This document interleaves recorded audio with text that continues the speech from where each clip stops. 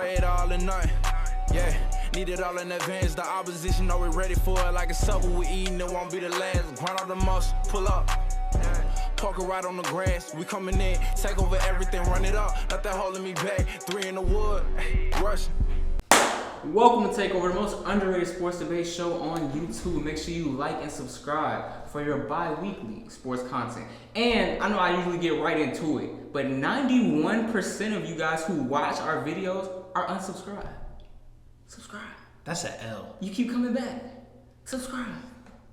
But getting right on to our topic, college football starts this Saturday. You know, it's the best time of the year for me, especially. It's the time where football begins. It's the time where the best sport happens. And the number one team in the AP poll and the college football playoff poll is Alabama. Who's the biggest threat to knock off Alabama this year? If I told you that there was a team out there that was bringing back about 90 to 85% of its offensive production, and while they were losing at least 2 or 3 starters on defense, they had people coming in or people that were already on the roster who are just as good, if not better. That would be a pretty good team, wouldn't you think? Yeah. What if I told you that team was in the Pac-12? And now, see, I saw that face. That's where it starts to get a little wild. I'm telling you right now, the biggest threat to Alabama this season, the Utah Utes. I know. Please don't shut the laptop. We know what we're talking about. I'm going to explain why. Like I said, on offense, they've got everybody coming back. The only guy that left the team for the draft was Britton Covey, who was their wide receiver. They keep both their tight ends in Dalton Kincaid and Brant Kuthi, I believe is how you say his name, I don't know. They both had over 500 receiving yards last year. They also bring back 2 receivers who had legitimate seasons last year in Devon Valet and Solomon Enos. They both had over 200 yards, and they were both relatively highly touted recruits. Definitely have the physical attributes. And the biggest thing, the backfield duo. It might be one of the best in college football. They've got Cameron Rising coming back, who didn't even start the first 3 games last year. He was on the bench for Charlie Brewer, who is no longer in the program. And even after getting that, delayed start, he threw for 2,493 yards and 20 touchdowns. And then he's got Tavion Thomas in the backfield, who rushed for 1,100 yards last year. Going to be back for more, and they've got the number 1 batting up in Micah Bernard. And then you go to defense. Like I said, they lost some starters. They lost Devin Lloyd to the NFL. They lost Nafai Sewell, Micah Tafua, Vontae Davis. They have high-level players to come in for those guys, specifically Cole Bishop at safety, who was a very highly touted recruit and was getting tackles for losses even as a freshman, a true freshman. Now he's a sophomore, got a whole other year. They've got a legitimate NFL draft prospect in the first round and Clark Phillips III on the boundary. They've got edge rushers like Van Fillinger, Tennessee, Putua?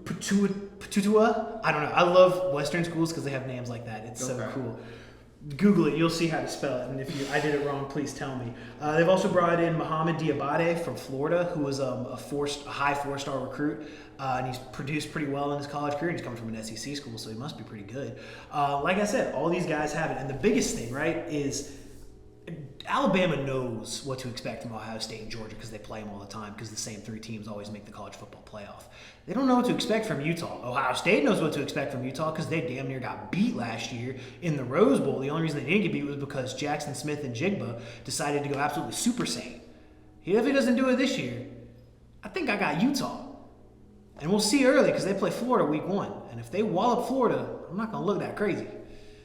When I think about the biggest threat to Alabama, I think about somebody that is on their schedule that could potentially give them some trouble because we know they're favored to go all the way, right? So I'm thinking about somebody that could, knock them off, or not knock them off, but like give them a little trouble along the way. And I think about Arkansas when I think about that. I think they have the necessary tools it takes to compete in their conference, and also they are capable of giving Alabama a challenge. They were close to beating Alabama last year, and when you look at Bama's schedule, it's pretty much a cakewalk with the exception of Texas A&M and Arkansas. And they had a top 5 signing class as well. And when you take into consideration KJ Jefferson, the offensive line talent, and the talent in the backfield, Arkansas is a really solid team this year, and I think they will be better than they were last year. One key to beating Bama to me is having a good and consistent quarterback play, and KJ Jefferson is one of the best quarterbacks quarterbacks in the conference. He's a dual threat. He threw over 2,600 plus yards last season, 21 touchdowns, completing over 60% of his passes, and he still has room to grow. And as far as running the ball, they were one of the best teams in college football when it came to running the ball. They have a really good combo when it comes to their run game with Raheem Sanders and Dominic Johnson. Raheem Sanders had 114 carries, 578 yards, and 5 touchdowns. And Dominic Johnson had 574 yards, 7 touchdowns, and had 5.9 yards per carry. And they were when they lost certain people into the draft, they also were able to bring back 4-star recruits and also to get transfers that they lost in the draft, adding to the offensive and defensive side of the ball, like Jadon Hazelwood, Drew Sanders, who played for Alabama, Landon Jackson, who played for LSU, who's 6'3", 273 pounds. So he'll definitely be able to help on the defensive side of the ball along with others. And overall, I just think that Sam Pittman will be able to get the best of the players, and I feel the best of his players. And I feel Arkansas will be a lot better than what people are expecting them to be. The two teams that you guys said are cute, and I see why they could cause concerns for a team like Alabama. But sometimes the most dangerous thing is an ally of yourself, you know? Bill O'Brien is the biggest threat to the Alabama football team. Bill O'Brien, he's the offensive coordinator for Alabama. This is why I say this. You look at the rest of the SEC. Texas A&M lost their defensive coordinator, Mike Elko. They replaced him with DJ Durkin from Ole Miss. Ole Miss doesn't really know how to play defense, so I'm not sure where that correlates from. They lost Isaiah Spiller and they lost Wademeyer, their tight end, who were very impactful in beating Alabama last year. So they have Max Johnson at quarterback. He's a junior, but he's unproven. So that's shaky there, and they have to come to Alabama. So I'm taking out Texas A&M. Ohio State. I've heard a lot of CJ Stroud hype, but I'm not a fan. He doesn't really buy me in. I know that C.J. Stroud is supposed to be the number 2 quarterback in this draft class. Over Bryce Young? According to a lot of pundits, you'd be surprised. I'm surprised. But like I said, I believe it's Bill O'Brien because his consistency to make the offense one-dimensional is part of Alabama's problem. Part of the problem last year is everyone was able to key on Bryce Young due to the fact that Alabama was always passing the ball. They're never a balanced offense. And to really be a threat like they have to be a balanced breakfast. It can't be Bryce Young, because if it is, Bryce Young is going to eventually get hurt. And we saw how the injury bug affected Alabama later in the season last year. So it has to be a better scheme this year. It has to be something more consistent than last year. And it can't be, can Bryce Young just get us out of this one? Because Bryce Young was just winning games late last season. It was all on Bryce Young. There was no type of run game. There was no type of pass blocking. And then you look at Alabama's weakness last year, the offensive line. You look at Clemson this year, they have the best defensive line going in, but I don't trust Ukulele. Or I call him Ukulele, but DJ Uwangulele. I don't know if he's going to be good. He hasn't even thrown over 270 yards. So the only thing stopping Alabama this year with having the Heisman winner and Bryce Young come back, the SEC Defensive Player of the Year and Will Anderson come back, is Bill O'Brien. Because other than that, I don't know a team in college football that's going to be able to stop the Crimson Tide this year. Cute that you said that the only team that can stop Alabama is Alabama. I'm just being honest. Wish I had that I'm level. just being honest. I really scoured and I couldn't find one. Like, I really couldn't find one. You don't think Arkansas is going to give you any trouble? No. Really? No. I don't know. I can tell you right now, Mississippi State is always interesting just because they've got Mike Leach. That dude's a psychopath. But Nick Saban said last year was a rebuilding year. Yeah, Nick Saban made a deal with the devil. He's gonna live forever. He's gonna outlive us. I hope y'all know that. I just don't see. Okay. Our children are gonna be watching him. Nah, he got like 20 more years, G. But that's You really feel like Arkansas will give y'all no problem? I feel Even like though it was close last year? It's a lot of games were close last year due to the fact that the offensive line was having so many issues. I don't think they'll have those same type of issues this year.